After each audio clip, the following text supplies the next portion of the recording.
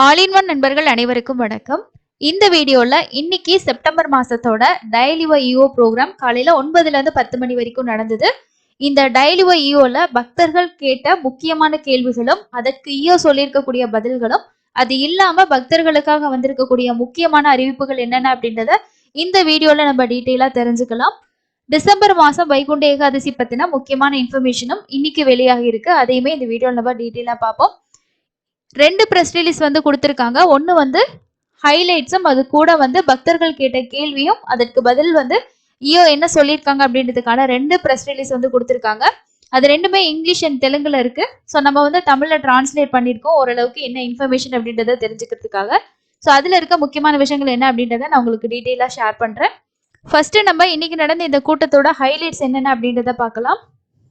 So அதில் first என்ன சொல்லியிருக்காரு அப்படின்னா, ஸ்ரீவாரி பிரம்மோற்சவம் செப்டம்பர் 18ஆம் தேதியிலிருந்து நமக்கு நடைபெற இருக்கக்கூடிய நிலையில பக்தர்கள் வந்து மூலவரையும் அதே மாதிரி வாகன சேவைகளையும் தரிசனம் செய்யறதுக்கான ஏற்பாடுகள் வந்து செய்யப்பட்டு வந்திருக்கு அப்படின்னு சொல்லியிருக்காரு.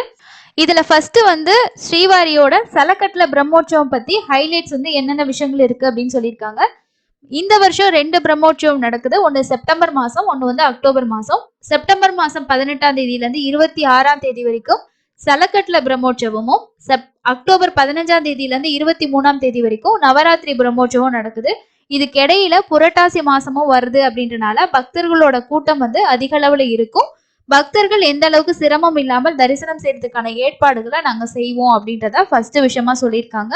அதுக்கு அடுத்தது வந்து 18ஆம் தேதி வந்து மாநில அரசு சார்பில் வந்து பட்டு வஸ்திரம் சாத்தக்கூடிய அந்த விஷயம் நடக்கும்னு சொல்லியிருக்காங்க. அதுக்கு அடுத்து 22ஆம் தேதி வந்து கருட சேவை இருக்கும்.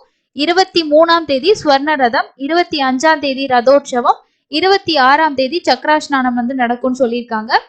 அதுக்கு அடுத்தது பிரம்மோற்சவத்தை ஒட்டி செப்டம்பர் 18ஆம் தேதி முதல் 26ஆம் தேதி வரைக்கும் திருப்பாவாட சேவா, கல்யாணோற்சவம், ஊஞ்சல் சேவா, சகஸ்கர தீபாலங்கார சேவாக்கள் ரத்து செய்யப்பட்டுள்ளன. பிரம்மோற்சவத்திற்கான முன்பதிவு டிக்கெட்டுகளை முன்பதிவு செய்துள்ள குடும்பத்தினர்கள் அவர்களது பரிந்துரைக்கப்பட்ட வாகனங்களுக்கு ஸோ நீங்கள் என்ன சேவா டிக்கெட் புக் பண்ணியிருக்கீங்களோ அதுக்கு மட்டும்தான் உங்களை வந்து அலோவ் பண்ணுவோம் அப்படின்றத சொல்லியிருக்காங்க. என்னென்ன சேவா வந்து கேன்சல் அப்படின்னா திருப்பாவாடா, கல்யாணோற்சவம், ஊஞ்சல் சேவா, சகஸ்கர தீபாலங்கார சேவா எல்லாமே ரத்து செய்யப்பட்டிருக்கு அப்படின்னு சொல்லியிருக்காங்க. நீங்க 300 தர்ஷி டிக்கெட் புக் பண்ணியிருக்கீங்க, இல்ல அந்த நாள்ல உங்களுக்கு வேற ஏதாவது டிக்கெட் கிடைச்சிருந்துச்சுன்னா அது இருக்கிறவங்களை மட்டும்தான் அலோவ் பண்ணுவோம் அப்படின்னு சொல்லியிருக்காங்க. அதுக்கு அடுத்தது பிரம்மோற்சவத்தின் போது அனைத்து சிறப்பு தரிசனங்களும் ரத்து. இதுல சிறப்பு தரிசனத்துல என்னென்ன தரிசனம்லாம் வருதுன்னா சீனியர் சிட்டிசன் தரிசனம், அதே மாதிரி கை குழந்தைகளுக்கான சிறப்பு தரிசனம், விஐபி ரெக்கமெண்டேஷன் லெட்டர்ல வரக்கூடிய தரிசனம், இது எல்லாமே வந்து கேன்சல் அப்படின்னு சொல்லியிருக்காங்க. பிரம்மோற்சவத்தின் போது 2024க்கான கேலண்டர்ஸும் டைரிஸும் வந்து முதலமைச்சரால வந்து வெளியிடப்படும் அப்படின்றத ஒரு விஷயமா சொல்லியிருக்காங்க. ஸோ அதுக்கு அடுத்தது ஸ்ரீவாணி ட்ரஸ்ட்ல டொனேஷன் பண்ணக்கூடிய அந்த ஃபண்டு வந்து எதுக்கெல்லாம் வந்து ஸ்பெண்ட் பண்ணியிருக்காங்க அப்படின்ற விஷயமும், அதுக்கப்புறம் வந்து நடக்கக்கூடிய இன்னொரு சில முக்கியமான விஷயங்கள் பத்தி சொல்லியிருக்காங்க.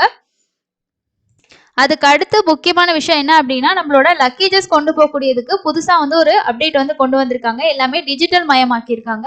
நம்மளோட லக்கேஜ் வந்துருச்சா வரலையா அப்படின்றத தெரிஞ்சுக்கக்கூடிய ஆட்டோமேஷன் மெத்தட் வந்து இன்ட்ரடியூஸ் பண்ணியிருக்காங்க. ஸோ அதை பத்தின ஒரு சில முக்கியமான விஷயங்களை வந்து ஷேர் பண்ணியிருக்காரு. இதுக்கு வந்து ஒரு மாதமாக 16 மையங்கள் மூலம் 44 கவுண்டர்கள் வந்து செயல்படுத்தப்பட்டு வருது. ஒவ்வொரு நாளும் 60,000 மொபைல் போன்கள் மற்றும் 40,000க்கு மேற்பட்ட பைகள் வந்து டெபாசிட் செஞ்சு டெலிவரி செய்யணும் அப்படின்ற விஷயம் சொல்லியிருக்காங்க. ஸோ இது வந்து ஒரு புதிய அப்டேட்டா கொடுத்துருக்காங்க. ஒரு ட்ரையல் பேசிஸ்ல கொண்டு வந்திருக்காங்க. நல்லாவே ஒர்க் ஆகுது அப்படின்றதும் சொல்லியிருக்காங்க.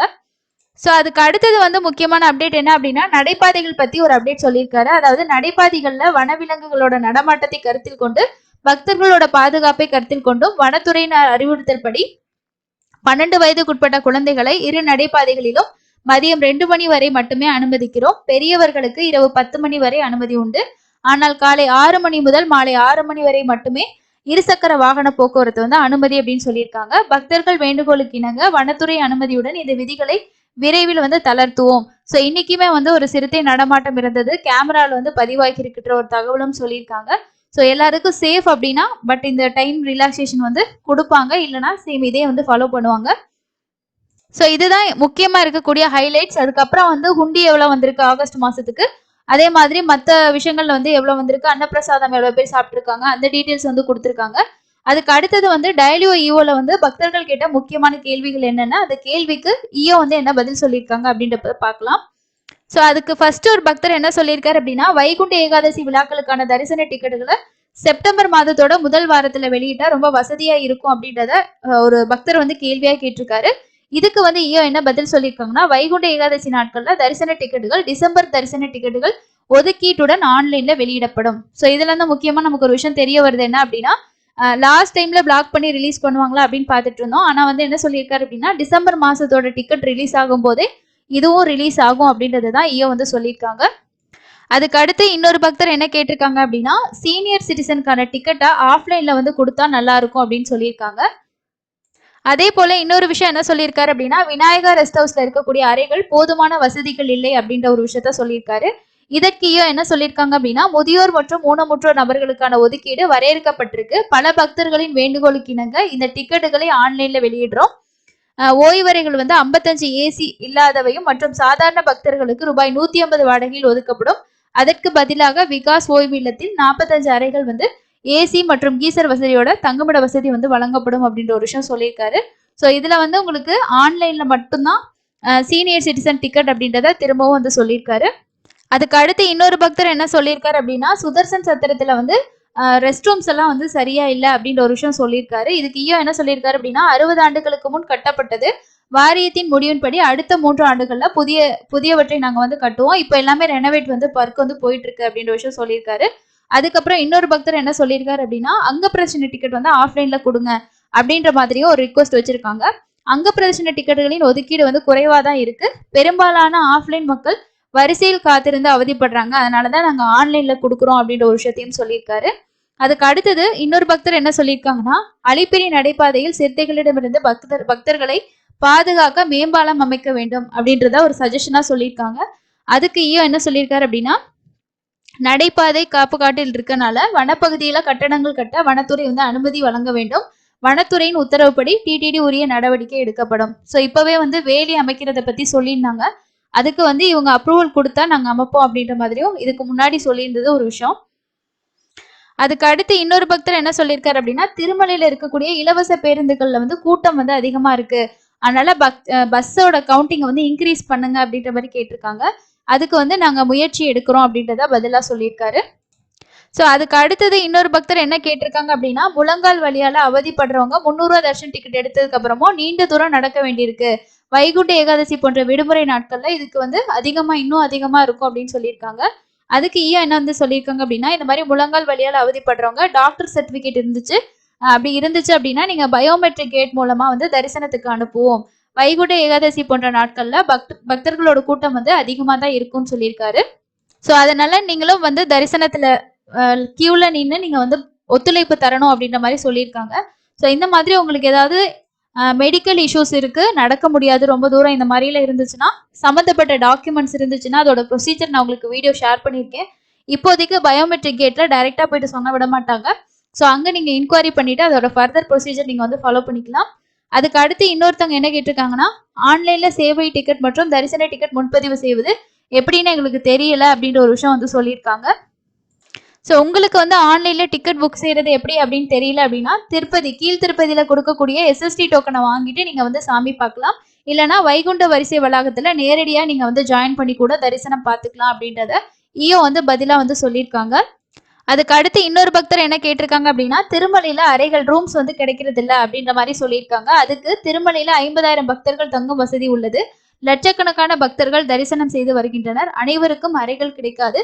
திருப்பதியிலும் தங்குறதுக்கு வசதி இருக்கு, அதை யூஸ் பண்ணிக்கோங்க அப்படின்ற மாதிரி பதிலா வந்து சொல்லியிருக்காங்க. அதுக்கு அடுத்து இன்னொரு பக்தர் என்ன கேட்டிருக்காங்க அப்படின்னா, 3 மாதங்களுக்கு முன்னாடியே நீங்க 300 ரூபா தர்ஷன் டிக்கெட்டை வெளியிட்டீங்க அப்படின்னா எங்களுக்கு புக் பண்றது கஷ்டமா இருக்கும். அதனால 1 மாசத்துக்கு முன்னாடி நீங்க ரிலீஸ் பண்ணா நல்லா இருக்கும் அப்படின்றத ஒரு ஃபீட்பேக்கா சொல்லியிருக்காங்க. அதுக்கு வந்து என்ன பதில் சொல்லியிருக்காருன்னா, பல பக்தர்களின் வேண்டுகோள் படி வந்து 300 ரூபா தர்ஷன் டிக்கெட்ல ஆன்லைன்ல 3 மாதங்களுக்கு முன்னாடி நாங்க வெளியிடுறோம். இதுல இன்னொரு விஷயமும் இருக்கு, என்ன அப்படின்னா, ஒரு மாசத்துக்கு முன்னாடி ரிலீஸ் பண்ணும்போது நிறைய சர்வர் எரர் இந்த மாதிரிலாம் வருது. 3 மாசத்துக்கு முன்னாடி வந்து ரிலீஸ் பண்ணும்போது அந்த மாதிரி இல்லை அப்படின்ற ஒரு விஷயமும் சொல்லியிருக்காங்க. அதுக்கு அடுத்து இன்னொரு பக்தர் என்ன சொல்லியிருக்காங்க அப்படின்னா, 40 வருஷத்துக்கு முன்னாடி லட்டுகளோட தரம் வந்து நல்லா இருந்துச்சு, இப்போ வந்து அந்த மாதிரி இல்லை அப்படின்ற மாதிரி ஒரு விஷயத்த சொல்லியிருக்காங்க. ஸோ உங்களோட ஆலோசனைகளை கொடுக்கறதுக்கு சிறப்பு இமெயில் ஐடி வந்து இருக்கு. அந்த இமெயில் ஐடிக்கு நீங்க வந்து தெரிவிக்கலாம் அப்படின்றத வந்து சொல்லியிருக்காங்க. அதுக்கப்புறம் இன்னொரு பக்தர் என்ன சொல்லியிருக்காங்க அப்படின்னா, ஸ்ரீவாரி கோயில்ல இருக்கக்கூடிய பாதுகாப்பு பணியாளர்கள் சில பேர் வந்து ஆபாசமா பேசுறாங்க அப்படின்ற மாதிரி சொல்லியிருக்காங்க. இதற்கு பதிலளித்த ஈயோ வந்து என்ன சொல்லியிருக்காங்கன்னா, விசாரிச்சு நடவடிக்கை எடுக்கிறோம். இது போன்ற நபர்களை கண்டால் உடனடியா வந்து உயர் அதிகாரிகளுக்கு தகவல் தெரிவிக்குமாறு பக்தர்களை கேட்டுக்கொள்கிறோம் அப்படின்ற ஒரு விஷயத்தையும் இதுல சொல்லியிருக்காங்க. அதுக்கு அடுத்து இன்னொரு பக்தர் என்ன சொல்லியிருக்காங்க அப்படின்னா, ஸ்ரீவாணி ட்ரஸ்ட்ல டொனேஷன் பண்ணி தர்ஷன் டிக்கெட் புக் பண்றவங்களுக்கும் ரூம்ஸ் வந்து அலாட் பண்ணுங்க அப்படின்னு சொல்லியிருக்காங்க. ஆன்லைன்லயும் சரி, ஆஃப்லைன்லயும் சரி 2 பேத்துக்கு மேல வந்து டொனேஷன் பண்றாங்க. 2 பேருக்கு மேல டொனேஷன் பண்ணக்கூடியவங்க டிக்கெட் புக் பண்றவங்களுக்கு ரூம்ஸ் வந்து அலாட் பண்ணிக்கிட்டு இருக்கோம் அப்படின்றதையும் ஈயோ வந்து பதிலா சொல்லியிருக்காங்க. அதுக்கு அடுத்து ஒரு பக்தர் வந்து என்ன சொல்லியிருக்காங்க அப்படின்னா, அன்னப்பிரசாதம் வந்து ரொம்ப கட்டியா இருக்கு. அதோட தரத்தை வந்து உயர்த்துங்க அப்படின்ற மாதிரி சொல்லியிருக்காரு. இதுக்கு பதிலளித்த ஈயோ வந்து என்ன சொல்லியிருக்காங்கன்னா, அன்னப்பிரசாத பிரிவுல வந்து 2 ஆண்டுகளா டெண்டர் மூலமா தான் அரிசி வாங்கிட்டு இருக்கோம். தரம் குறைந்துள்ளதை கண்டோம். தற்போது அரிசி ஆலைகளிடமிருந்து அரிசி வாங்க முடிவு செய்யப்பட்டிருக்கதா வந்து சொல்லியிருக்காங்க. அதே மாதிரி தமிழ்நாடு ஈரோடுல இருந்து ஒரு பக்தர் வந்து கால் பண்ணியிருக்காங்க. அவங்க வந்து என்ன சொல்லியிருக்காங்க அப்படின்னா, ஸ்ரீவாரி ஆர்ஜித சேவா மற்றும் தரிசன டிக்கெட் முன்பதிவுலையும் போட்டோ அப்டேட் பண்ணக்கூடிய செயல்முறையை வந்து நடைமுறை கொண்டு வாங்க, அறிமுகப்படுத்துங்க அப்படின்னு சொல்லியிருக்காங்க. இப்போதைக்கு வந்து வர்ச்சுவல் சேவால மட்டும் கொண்டு வந்திருக்காங்க. அதே ப்ரொசீஜர் வந்து லக்கி டிப்லேயும் இருக்கு. அந்த ப்ரொசீஜர் மற்ற டிக்கெட்டுக்கும் கொண்டு வந்தா நல்லா இருக்கும்ன்றத ஒரு சஜஷனா சொல்லியிருக்காங்க. அதுக்கு வந்து நாங்க பாக்குறோம், இந்த விஷயம் பத்தி நாங்க வந்து கன்சிடர் பண்றோம் அப்படின்ற மாதிரி சொல்லியிருக்காங்க. அதுக்கு அடுத்து இன்னொரு பக்தர் என்ன சொல்லியிருக்காங்க அப்படின்னா, ஸ்ரீவாரி சேவையில வந்து 7 நாள் மட்டும்தான் இருக்கு. அதுல 3 நாள் 4 நாள் இதை வந்து அறிமுகப்படுத்துங்க அப்படின்றத ஒரு ரிக்வஸ்டா சொல்லியிருக்காங்க. ஸ்ரீவாரி சேவைக்கு பக்தர்களிடம் அதிக தேவை இருக்கு. 3 அல்லது 4 நாட்கள் இடைவெளி என்பது ஊழியர்களுக்கு விழிப்புணர்வை வளர்ப்பதில் சிரமத்தை ஏற்படுத்துறதுனால தான் நாங்க 7 நாள் ஸ்லாட் வந்து வச்சிருக்கோம் அப்படின்றத பதிலா வந்து சொல்லியிருக்காரு. ஸோ அடுத்து இன்னொரு பக்தர் என்ன சொல்லியிருக்காங்க அப்படின்னா, மொபைல் டெபாசிட் கவுண்டர்ல வந்து இருக்கக்கூடிய ஊழியர்கள் வந்து பணம் கேட்குறாங்க. டெபாசிட் பண்ணும்போது பணம் கேட்குறாங்க அப்படின்ற ஒரு விஷயத்த சொல்லியிருக்காரு. இது தொடர்பாக பல்வேறு துறை ஊழியர்களுக்கு அடிக்கடி நாங்கள் அறிவுறுத்திட்டு இருக்கோம். அப்படிப்பட்டவர்களை நீங்க கண்டீங்க அப்படின்னா உடனடியா உயர் அதிகாரிகளுக்கு தகவல் தெரிவிக்கவும் நாங்க வந்து நடவடிக்கை எடுப்போம்னு சொல்லியிருக்காங்க. ஊழியர்களுக்கு பணம் கொடுக்க வேண்டாம் என அனைத்து பக்தர்களையும் கேட்டுக்கொள்கிறோம்ன்றத பதிலா வந்து சொல்லியிருக்காரு.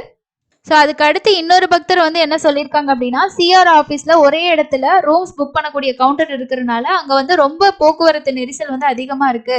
முன்னாடி எல்லாம் 4-5 கவுண்டர் இருந்துச்சு. இப்போ வந்து ஒரே கவுண்டர்னால ரொம்ப சிரமமா இருக்குன்ற ஒரு விஷயத்த சொல்லியிருக்காங்க. ஸோ இந்த விஷயம் பத்தி நாங்கள் வந்து கன்சிடர் பண்றோம் அப்படின்றத சொல்லியிருக்காரு. ஸோ இதுதான் பக்தர்கள் கேட்டிருக்க முக்கியமான கேள்விகளும் அதற்கான பதிலுமா இருக்கு. ஸோ இதுல வந்து நமக்கு டிசம்பர் மாசம் வைகுண்ட ஏகாதசிக்கான டிக்கெட்டோட அப்டேட் கிடைச்சிருக்கு. இதுல வந்து நீங்க என்னென்ன கேள்விகள் நீங்களும் கேட்கணும்னு நினைச்சிருந்தீங்க, ஸோ அந்த கேள்விக்கான பதில் இந்த இஓ ப்ரோக்ராம்ல வந்து கிடைச்சிருக்கான்றத கமெண்ட்ஸ்ல ஷேர் பண்ணுங்க. வேற எந்த அப்டேட் வந்தாலும் சேனல்ல இமீடியட்டா அப்டேட் பண்றோம். இன்னொரு பயனுள்ள பதிவில் சந்திக்கலாம். நன்றி.